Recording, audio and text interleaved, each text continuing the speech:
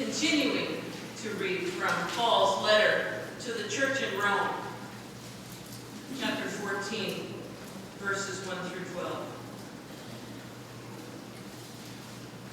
Welcome those who are weak in faith, but not for the purpose of quarreling over opinions. Some believe in eating anything, while the weak eat only vegetables. Those who eat must not despise those who abstain, and those who abstain must not pass judgment on those who eat, for God has welcomed them. Who are you to pass judgment on servants of another? It is before their own Lord that they stand or fall, and they will be upheld, for the Lord is able to make them stand. Some judge one day to be better than another, while others judge all days to be alike. Let all be fully convinced in their own minds. Those who observe the day, observe it in honor of the Lord. Also those who eat in honor of the Lord, since they give thanks to God. And while those who abstain in honor of the Lord and give thanks to God. We do not live to ourselves, and we do not die to ourselves. If we live to the Lord.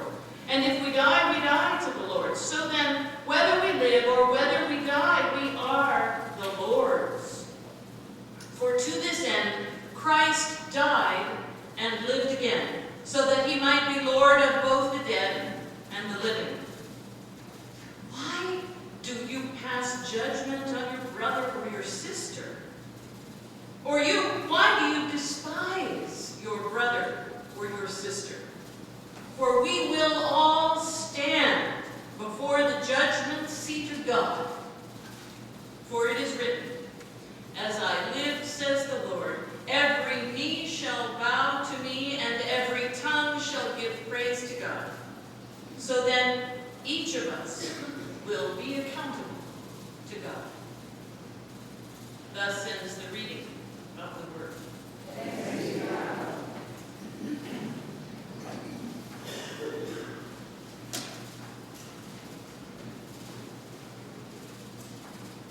It's tough to be a Christian. It ain't easy. And Paul begins this part of his letter to the church in Rome essentially saying that. When he says, welcome the weak, he's not talking about welcoming the weak in terms that you and I think of. He's not talking about people who are poor financially or people who are weak physically. He's talking about the two different factions that exist in the church in Rome.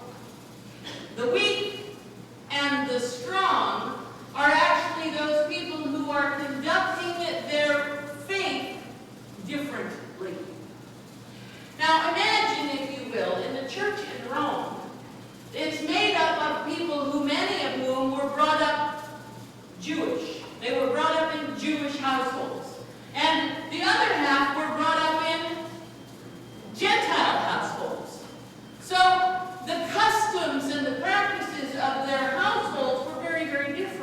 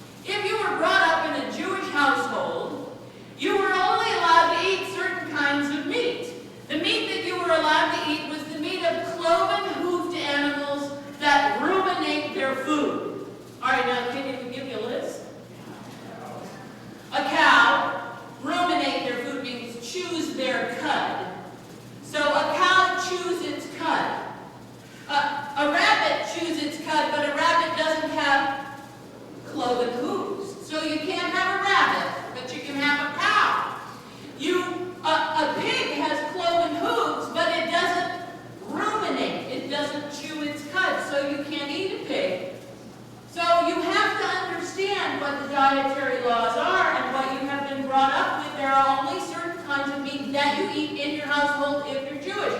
Even if you're a Jewish convert to Christianity, that stuff doesn't go away. How many of you come from cultural traditions?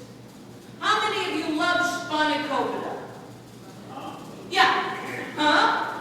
I know. It's Greek food. It's very good, but I bet you don't all eat it in your household.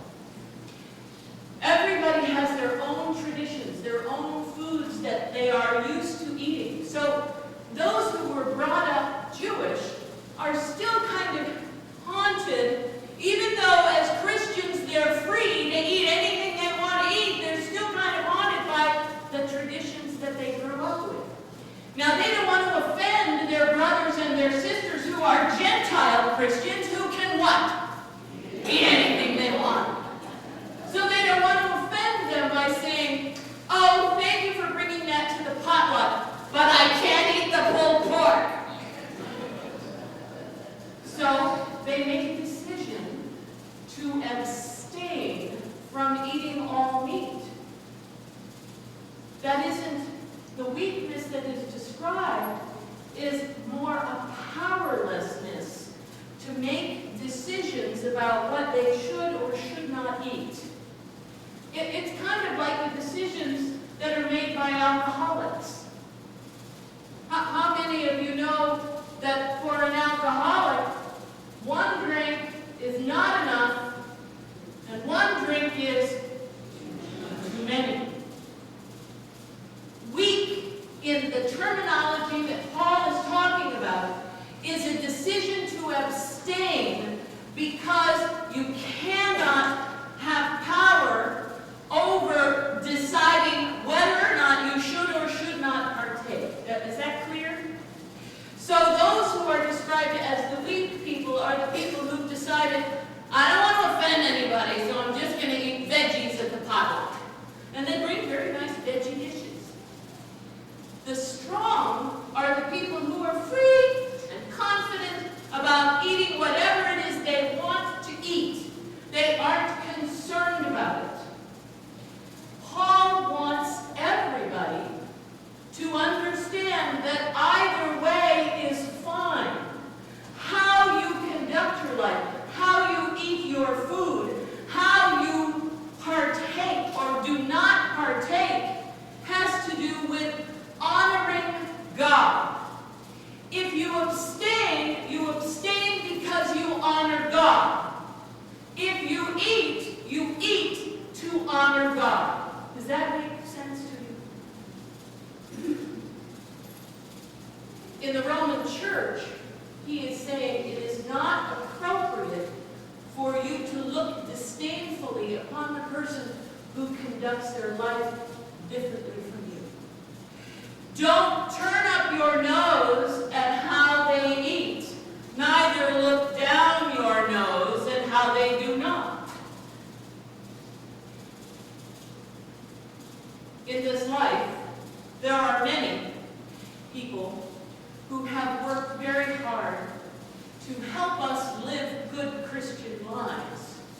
Many who have developed prescriptions for us to follow, which will help us honor God appropriately. And many people have subscribed to those prescriptions that were developed and designed